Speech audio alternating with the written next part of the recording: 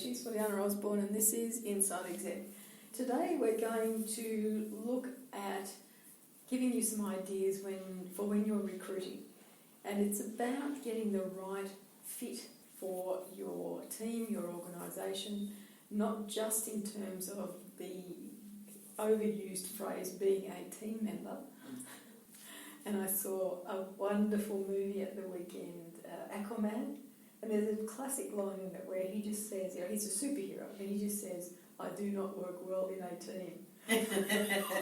I thought, yes, I'm going to use that somewhere. A great movie, I enjoyed it immensely.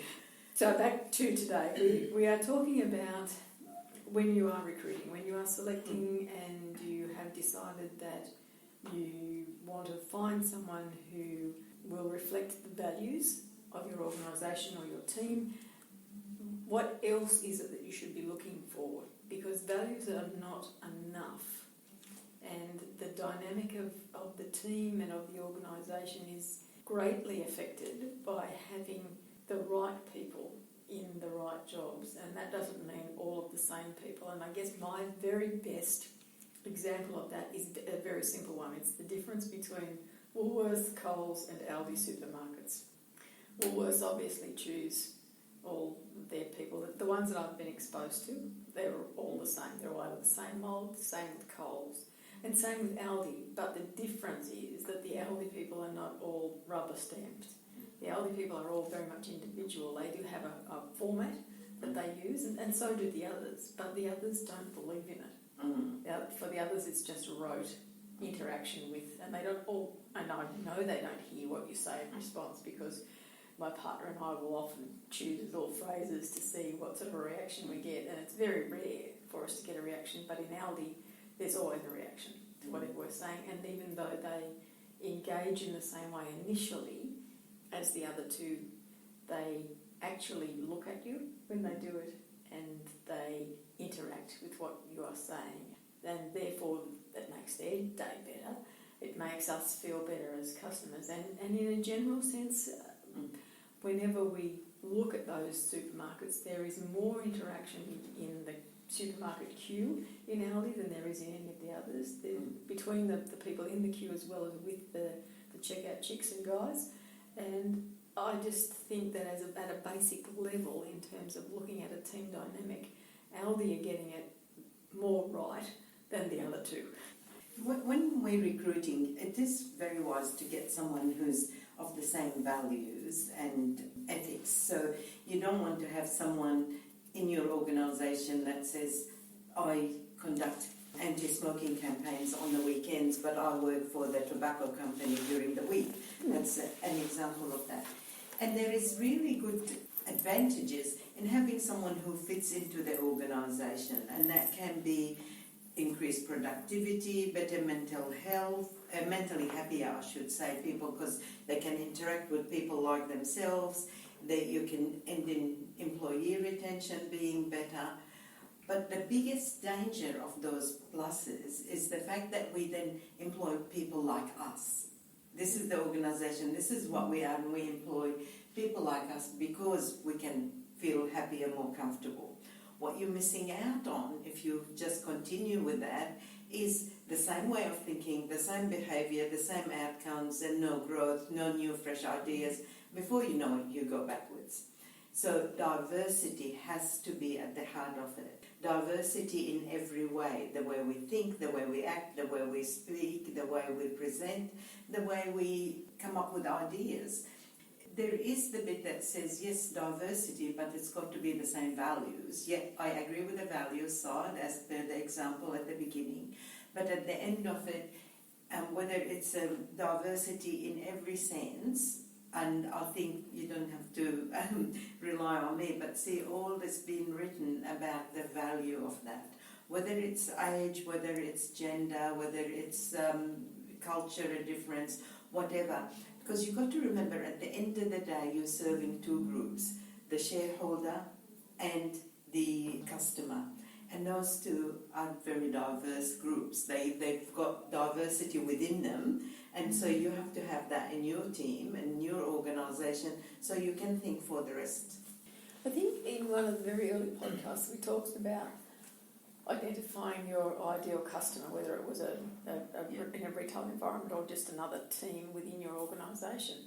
And I think that's not a bad exercise to go through each time you do recruitment. Certainly we think about who we would like in a job, but we don't identify them. So that with that exercise where you look at your ideal customer, you actually give them a name, you give them an age demographic, you look at what it will be that will attract them to the organisation.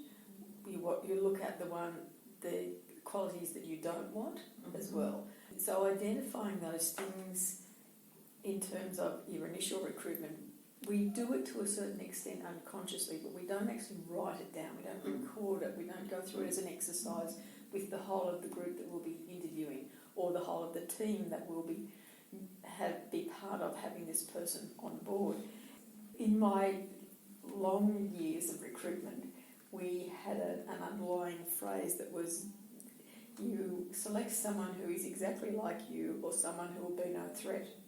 And that's so completely wrong in both ways. You shouldn't be selecting someone who is no threat because what are you getting them to do?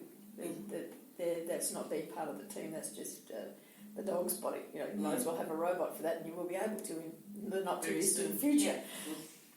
But by selecting someone who is exactly like you, how do you know that they are exactly like you?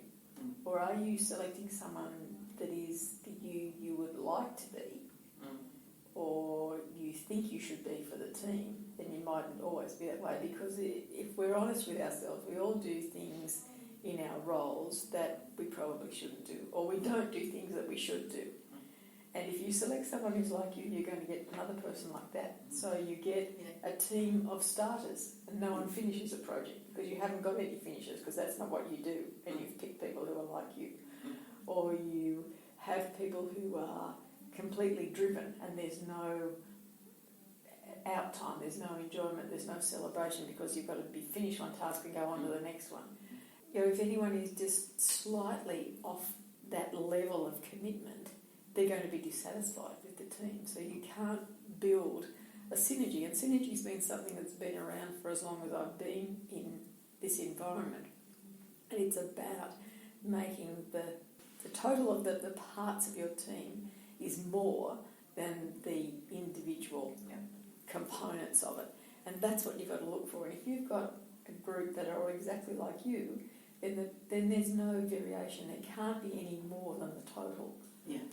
And also, the importance of diversity will serve you well at the different stages of your company life, which is sometimes you really need the disruptors, the ones that says, we can't do it, it's been working well for the last 2 years, but we can't keep doing it because it's been working well. We've got to go beyond that, we've got to build on that. You also got some people that will challenge people and challenge the way of thinking, or listen to the customers differently, or those who are so clever at finding out where the opposition are going and what they're doing, what's happening in the rest of the world, and bringing it to the table. And you're only going to get that by diversity, by different way of thinking, acting, and perceiving things. And then, of course, we have to look at the other end of the scale, is that you don't just choose diversity for the sake of having a diverse team. Yeah. And you don't swing all the way to the other end and have someone who is completely the opposite of you, because you still have to work with them. Yeah, that's right. You still have to make sure that the dynamic of the team is going to give you the results. So I think for me it comes back to the values of the team, and having that list of skills and knowing where the gaps are, so that perhaps it's easier for you to have a skills audit of your group, of your team, and know where the gaps are, and look for someone who can fill those gaps, who still meets all of the criteria, but you're not looking at a task-oriented selection, you're looking at a skills-oriented selection. And in addition to bringing that in, it's growing it within the team, which we covered in the past about how to grow your own team members as well. So what we might do is put a few links to some of those previous episodes where we've talked about team dynamics and bringing people into the team and losing people from the team, But on this topic of recruiting for your team and making sure that you don't just select your little group of clones to be in your team, I think we've covered enough for today, in fact.